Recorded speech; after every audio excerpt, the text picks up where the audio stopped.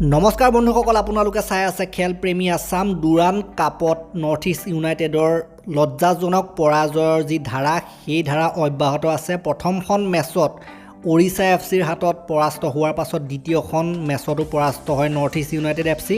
চ' এনেকুৱা ধৰণৰ টীম নমোৱা দেখা গৈছিলে নৰ্থ ইষ্ট ইউনাইটেড এফচিয়ে, যিটো সাধাৰণতে সম্পূৰ্ণৰূপে জুনিয়ৰ টীম বুলি ক'ব পাৰি। প্ৰথমখন মেচতো এনেকুৱা ধৰণৰ লাইন আপেই তেওঁলোকে নমোৱা দেখা গৈছিলে।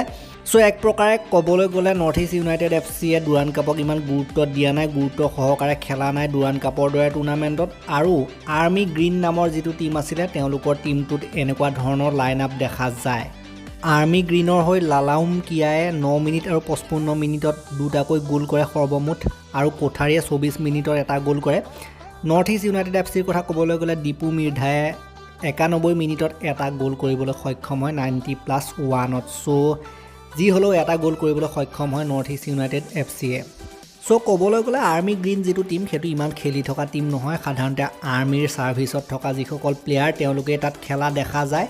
আৰু নৰ্থ ইষ্ট ইউনাইটেড এফচিৰ কথা ক'বলৈ গ'লে সেইটো এটা ৰিজাৰ্ভ টীম, জুনিয়ৰ টীম। সাধাৰণতে বৰদলৈ ট্ৰফিটো ইয়াৰ কিছুমান প্লেয়াৰে হয়তো খেলা দেখা গৈছিলে। গতিকে সম্পূৰ্ণৰূপে এটা জুনিয়ৰ টীম নমাইছে, কোনো ইমান শক্তিশালী প্লেয়াৰ নাই, ইমান ফৰেনাৰ প্লেয়াৰ এজনো নাই হয়তো।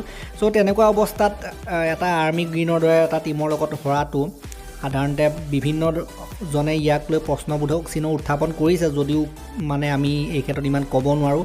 হয়তো পাৰ্টিচিপেশ্যনৰ কাৰণেহে অংশগ্ৰহণ কৰিছে NEUFCয়ে, জিকাৰ কোনো ধান্দা নাই, জিকাৰ কোনো মতলব নাই। সেইবাবে ইখনৰ পিছত সিখন হাৰি গৈ আছে নৰ্থ ইষ্ট ইউনাইটেড এফচি নিজৰ ষ্টেডিয়ামতে, নিজৰ হোম গ্ৰাউণ্ডতে। আৰু এখন হয়তো হৰাৰ লগে লগে তেওঁলোক বাহিৰ হ'ব পাৰে। এতিয়াও বাহিৰ হোৱাৰ যিটো পথ সেইটো সুগম হৈছে বুলি ক'ব লাগিব নৰ্থ ইষ্ট ইউনাইটেড এফচিৰ বাবে।